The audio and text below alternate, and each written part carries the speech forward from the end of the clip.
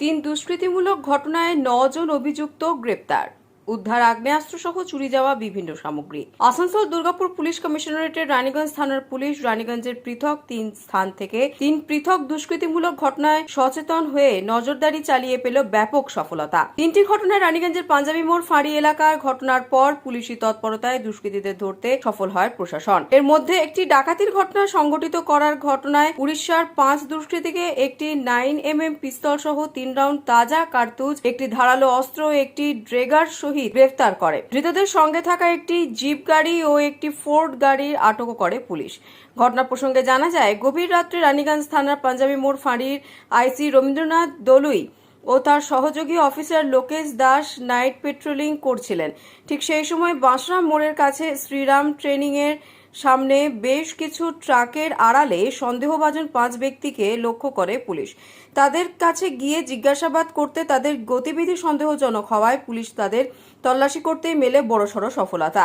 ধৃতদের তল্লাশির সময় তাদের কাছে থাকা অত্যাধুনিক 9mm পিস্তল, 3 রাউন্ড তাজা কার্তুজ ও ধারালো অস্ত্রসহ বেশ কিছু সামগ্রী উদ্ধার করে পুলিশ। সূত্র মোতাবেক জানা যায়, ধৃতরা রানীগঞ্জ অঞ্চলে কোনো এক ব্যক্তির বাড়িতে ডাকাতির উদ্দেশ্যে বাঁশরা অঞ্চলে জড়ো হয়েছিল। ধৃতরা প্রত্যেকেই উড়িষ্যার বাসিন্দা বলে জানা গিয়েছে, যার মধ্যে রয়েছে বছর 23-এর উড়িষ্যার গঙ্গাপুরের বাসিন্দা মনোজ কুমার বাদাত, বছর 28-এর উড়িষ্যার গ্যাঞ্জাম এলাকার বাসিন্দা নিশাকর ডাকুয়া, বছর 29-এর গ্যাঞ্জাম এলাকার বাসিন্দা মিঠুন সোয়াইন, সেই একই এলাকারই বাসিন্দা বছর 28-এর বলরাম ভোলা ও বছর 32-এর উড়িষ্যার সম্বলপুরের বাসিন্দা সুকান্ত কুমার সোয়াইন। ধৃতরা ডাকাতির ঘটনা সংঘটিত করতে মঙ্গলপুর শিল্প তালুকের ওই অংশে জড়ো হয়েছিল কিনা সেই বিষয়ে জানার জন্য ধৃতদের পুলিশ আসানসোল আদালতে হাজির করে নিজেদের হেফাজতে নেওয়ার আবেদন জানালে বিচারক আগামীতে জিজ্ঞাসাবাদের জন্য পুলিশি হেফাজত নেওয়ার নির্দেশ দেন। সেখানেই 11 তারিখে রানীগঞ্জের শিয়ারশোল গ্রামের ওরসিপি এলাকা থেকে একটি বাড়ির মধ্যে চার্জে দেওয়া 4টি টোটো গাড়ির ব্যাটারির চুরির অভিযোগে পুলিশ গ্রেফতার করে সেই এলাকারই কালী মন্দির সংলগ্ন এলাকার বাসিন্দা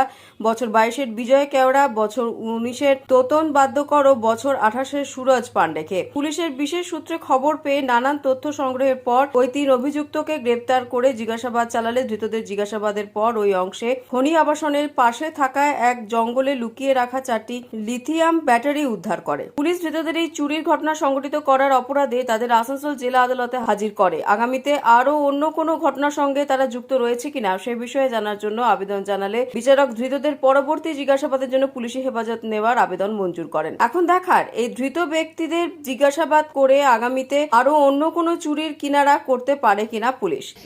চার্জ তো দিয়েছিল, রাতের বেলা চার্জ দিয়েছিল, তো ওটাই তো আমরা বুঝতে পারলাম না। হয়েছে মনে হয় ওই 12টার পরে। আচ্ছা, 12টা 1টা এরকম হবে। কখন আপনারা জানলেন? আমি ওটা তো জানিই না, তবে আমি জানতে পারলাম। সকালে কি জানলেন? তো কারো ইয়া খুলে পরে দেখি না এবার কার কি আছে না, ব্যাটারি নাই কাকিমা। আমি তো হোঁশ উড়ে গেলাম। আমার একে যে লোকের জিনিস আমাকে দিতে হতো, আমি কোথায় পেয়ে দিতাম? আমি তো নিজে বেকার লোক।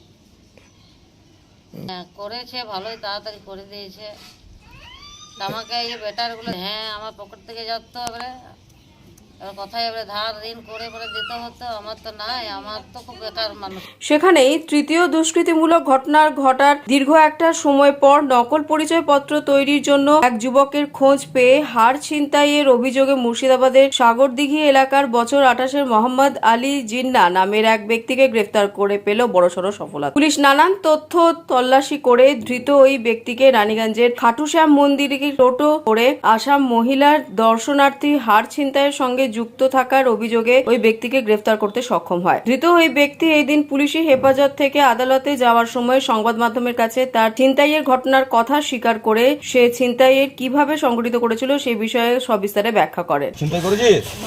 হ্যাঁ, এই প্রথমবার? কোথা থেকে কিরকম করে করেছিল ছিনতাই? আপনার মন্দিরটা আছে, মন্দির থেকে আসছিলাম বাইক নিয়ে। হ্যাঁ, ওখানে টোটো দিয়ে আসছিল একটা মহিলা, হ্যাঁ, গাড়িতে রয়েছে। এই প্রথম মহিলাটা কি কোথায় ছিল, কোথায় যাচ্ছিল? তো উনি মন্দির থেকে আসছিলেন, যে নতুন মন্দির উদ্বোধন হবে না, হ্যাঁ, সেই মন্দির থেকে আসছিলেন। তখন সেই সময় টোটো আসছিল, টোটো পিছন করে ওর হাতটা ছিঁড়ে নিই। হাতটা কোথায় দিয়েছো? হাতটা আমার মাকে দিয়েছি। বাড়িতে রাখা আছে? হ্যাঁ। কোথায় বাড়ি তোমার? না, আমার বাড়ি নেই স্যার, আমি তো কাজ করে বেড়াই। এখন নিজস্ব আমার বাড়িঘর কিছু নেই।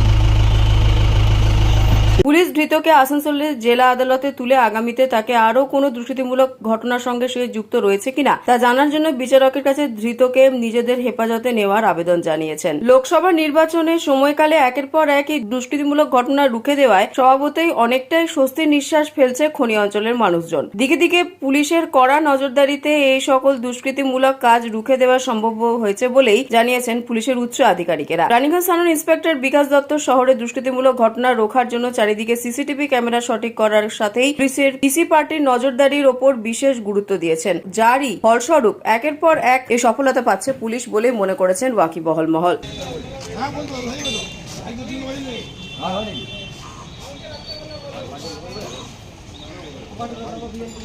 লোক করে দে, লোকের চাবি আছে তো?